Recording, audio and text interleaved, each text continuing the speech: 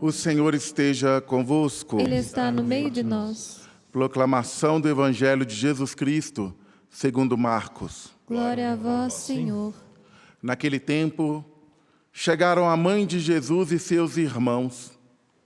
Eles ficaram do lado de fora e mandaram chamá-lo.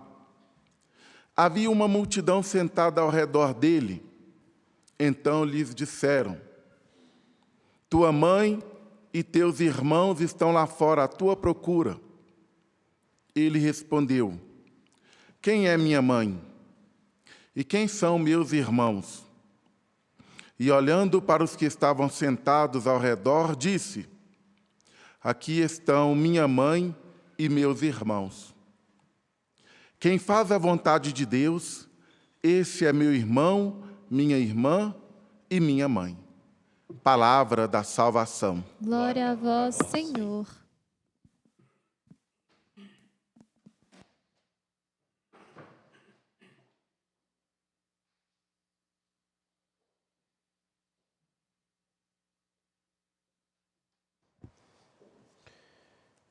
Vindo da casa de meus pais, tive um pequeno probleminha, não sei se aqueles que aqui estão vieram também de Belo Horizonte e passaram por mais um momento de vergonha que nós devemos ter, porque mais uma vez a 381 conseguiu garrar pessoas durante um bom tempo e o mais vergonhoso ainda é que, por ter tombado um caminhão de refrigerantes, eu nem sei se as pessoas se lembraram que existia alguém que conduzia aquele caminhão. Mas os refrigerantes foram levados embora. Então, só para dizer um pouco daquela constante indignação que, como pode, né? Um dos lugares que circula mais recursos em transporte, até hoje, como uma vergonha do Estado.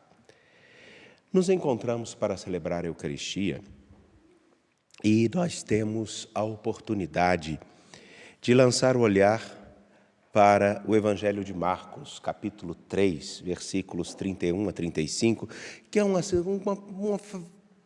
trecho pequeno, mas tão carregado de força e de alerta. Carregado de força e de alerta. Me faço entender. Os familiares de Jesus,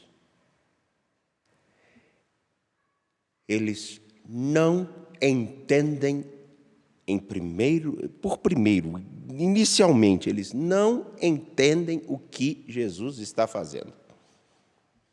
Prova disso é que se nós olharmos um pouquinho mais atrás, inclusive foi a leitura do sábado, o Evangelho de sábado. Capítulo 3, versículo 21. Quando souberam o que estava acontecendo e se passando com Jesus e ao redor de Jesus, capítulo 3, versículo 21 é específico. Eu vou pegar o versículo 20 para não dizerem que eu estou manipulando o texto. Jesus voltou para casa com os seus discípulos e de novo se reuniu tanta gente que eles nem sequer podiam comer. Quando souberam disso, os parentes de Jesus saíram para agarrá-lo. Esse verbo é importante, porque significa que vão ter que usar de força. Para agarrá-lo, porque diziam que estava fora de si. Uma outra tradução vai dizer, diziam, ele está louco. Por quê? O que é um louco? Um louco, a princípio, é aquele que foge de todas as regras e de todas as normas de comportamento que nós esperamos. Só para dizer uma piadinha interessante, está lá o camarada trocando o pneu e aí vem e um camarada da casa do hospício, na época, não sei qual o nome adequado hoje, peço perdão eu não me lembro o termo adequado. E aí então está lá observando e um parafuso da roda cai no bueiro e se perde. E aí então eles perguntam, meu Deus, o que eu vou fazer? Eu falo, rapaz, é só você pegar um parafuso de cada roda, coloca aqui, depois você vai ali, compra outro parafuso, coloca no lugar. Ué, mas você não é doido? Eu sou doido, eu não sou burro. Parece é uma brincadeira, mas para dizer, o louco ele é um pouco daquele, ou aquela pessoa que enxerga por um prisma fora do comum e do ordinário que nós temos. E age fora desse ordinário, do cotidiano. E Jesus começa a agir completamente fora da ordem estabelecida. As pessoas ao redor de Jesus começam a se comportar fora da ordem estabelecida. Quando alguém começa a ter determinados comportamentos, eu me lembro quando uma pessoa conhecida, por uma experiência significativa com nosso Senhor Jesus Cristo, resolveu mudar. A princípio tudo é bom, mas depois de um tempo as pessoas falam assim, será que essa pessoa está normal? Será que ela não está batendo pino? Será que ela não está louca? Está demais. E aí, a família de Jesus, que estava acostumada com uma ordem, todos ao redor de Jesus que estavam acostumados com uma ordem, agora chegam até ele.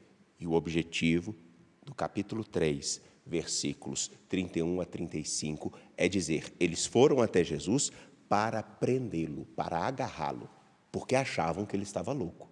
E a fala de Jesus aqui ela é muito significativa e muito preciosa. Quem são minhas mães? Quem são minha mãe e meus irmãos? Aqui estão minha mãe e meus irmãos. Quem faz a vontade de Deus, esse é meu irmão, minha irmã e minha mãe. E fazer a vontade de Deus, se escutarmos bem a sua Escritura, se escutarmos bem a tradição, se escutarmos bem o que nos é dito, nós vamos perceber que fazer a vontade de Deus é, em boa parte, fugir de algumas normas estabelecidas que nós damos como normais.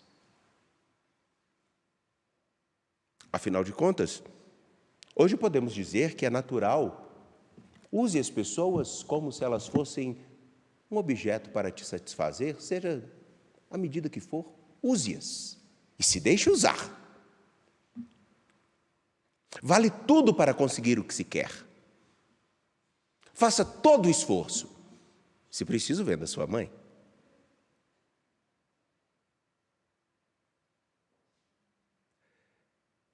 Hoje, uma regra que parece estranha, mas quando novamente relato esse caso de um caminhão tombado, onde a carga é saqueada, me lembro só de fazer uma pergunta, será que alguém cogitou que existe alguém que conduz esse veículo, que pode precisar de socorro? Ou ainda vamos, há 2 anos atrás, se não me engano, na BR-040, quando um pai que dirigia com seu filho, o pai conduzia um caminhão e o filho outro. O caminhão do filho começa a pegar fogo, o pai desesperado tentando tirá-lo da cabine e as pessoas filmando. E eu tenho certeza que muitos se lembram disso, porque o importante é viralizar nas redes. É uma das regras do tempo atual. Mostre o quanto você está feliz, quanto você tem sucesso, quanto você é belo, quanto que você é agradável. Mostre. Se exponha ao máximo.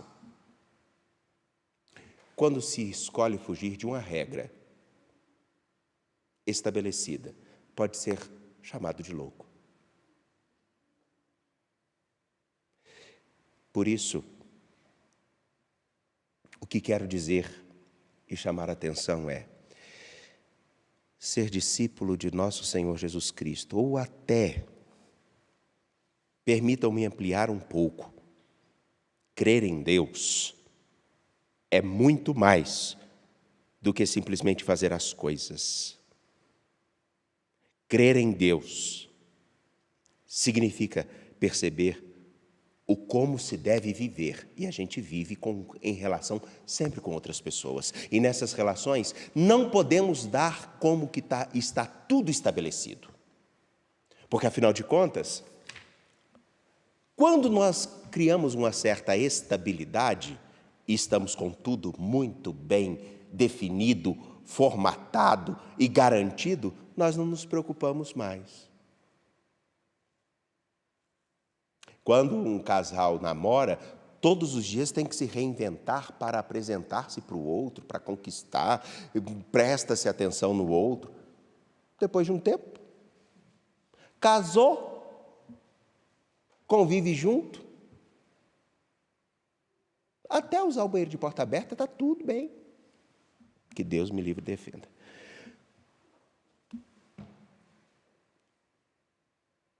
Coisas pequenas são deixadas de lado. Quando se estabelece e se tem garantias, quais as preocupações que se deve ter? Não é à toa que nós escutamos do livro de Samuel o relato aonde Davi, já com a Arca da Aliança, trazendo-a, coloca-a num devido lugar, mas não num palacete, não numa sala, não num templo, numa tenda. E essa pergunta vai sempre voltar. Um pouco mais à frente chegará um momento em que o filho de Davi que desejará criar um templo suntuoso e fazem um templo de cedro. Depois o templo é construído. Davi se preocupa em construir uma casa. Não se preocupe em construir uma casa para mim, diz o Senhor a Davi, porque quem fará de você uma casa sou eu. Lembre-se sempre que eu estarei numa tenda, porque eu, o Senhor, seu Deus, não estou preso às suas vontades, e eu caminho com vocês, portanto, vocês têm que caminhar. Se vocês têm muito o que caminhar, vocês não têm certeza alguma. Porque quando se estabelece, já se tem tudo garantido. Governo, gado, poderio, exército, cidade. Enquanto não se tem essas coisas que garantem o mínimo de segurança, tem que se vigiar todo dia. E quem vigia todo dia não pode se acostumar com o normal. Porque, afinal de contas, se alguma coisa foge da regra, ele está atento. Baixando a guarda, não tem com o que se preocupar. Parece estranho o que eu estou dizendo? Não, não é. O que eu quero dizer é que todos nós precisamos fazer o itinerário que a família de nosso Senhor Jesus Cristo também teve que fazer. Que todo discípulo deve fazer. Nós não temos tudo garantido. Nós temos, na verdade, uma única garantia de que o Senhor nos acompanha. Ele nos acompanha na tenda da história. Ele está conosco. Entretanto, o nosso caminhar e o nosso peregrinar pela história exige muito mais do que simplesmente buscar alguma coisa que nos dê certeza e estabilidade. Podemos ter toda a qualidade possível ao nosso redor, mas podemos perder isso em um instante. Uma pessoa extremamente abastada a partir de uma doença pode perder tudo. Pode perder o seu emprego, que lhe dá grandes garantias.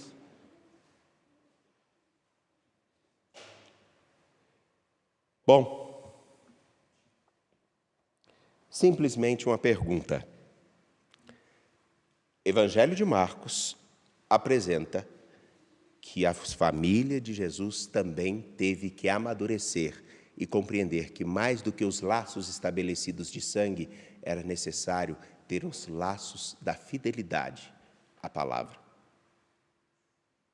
Todos nós precisamos nutrir isso, principalmente nós que somos acostumados a nos dizer cristãos. Numa sociedade onde tudo está posto, onde todo mundo se pensa como cristão. Mas é exatamente numa sociedade como essa, onde nós temos um pai que vê o filho morrer queimado dentro de uma cabine, é uma carga que é saqueada sem ninguém se preocupar como é que está uma pessoa, é o lugar e o tempo onde tantos cristãos são capazes de difamar uns aos outros por todos os motivos mais frívolos possíveis.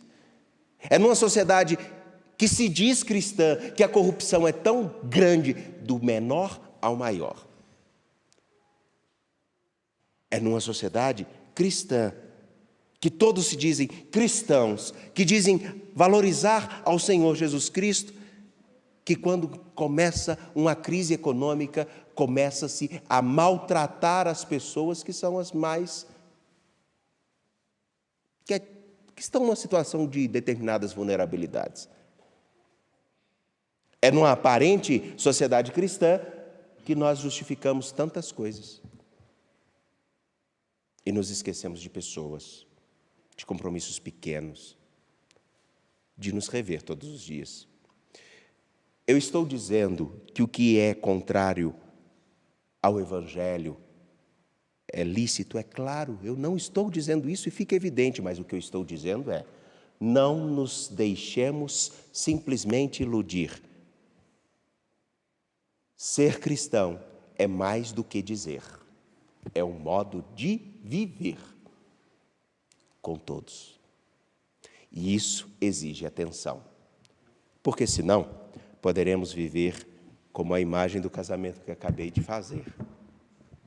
Depois de um tempo, se acostuma com tudo e aquela pessoa passa até a ser invisível. Não se percebe nada. É só mais um corpo dentro de casa. E ninguém quer isso para si e não deveria querer para ninguém. O Senhor nosso Deus tem uma relação conosco e a nossa relação com Ele se expressa na relação com outros e na atenção a cada coisa, todos os dias. Confiantes ao Senhor nosso Deus, de pé apresentemos nossas preces.